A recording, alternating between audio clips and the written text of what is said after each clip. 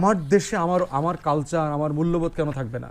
কেন এখানকার মুসলমান জনগোষ্ঠী তার মতো করে চলতে পারবে না? এখানে ইসলামের উত্থান কোথায় হয়েছে? এখানে মুসলমানরা থাকবে না? এখানে মুসলমান দল থাকবে না? ইসলামিক দল থাকবে না? এখানে তাবলিগ জামাতের মতো সংগঠন থাকবে না? তাবলিগ জামাত কি ভারতে নাই? এখানে ভারতে কি পুরোহিতরা বড় বড় সমাবেশ করছে না? কয়দিন আগে তো আল্লাহ রসুলকে নিয়ে কটাক্ষ করেছে ভারতের পুরোহিতরা। তাহলে সেই জায়গাগুলো কেন তাদের চোখে পড়ছে না? আমাদের বক্তব্য হচ্ছে, হিন্দুদেরকে নিয়ে দয়া করে রাজনীতি করা বন্ধ করেন। দিল্লির এই সাম্প্রদায়িক রাজনীতি বাংলাদেশে হিন্দু জনগোষ্ঠীকে কিন্তু অনিরাপদ করে তুলছে।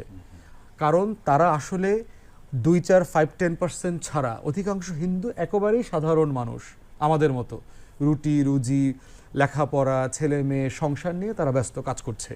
কিন্তু এই যে মতলববাজ সাম্প্রদায়িক আছে, এরা হচ্ছে প্রবলেম।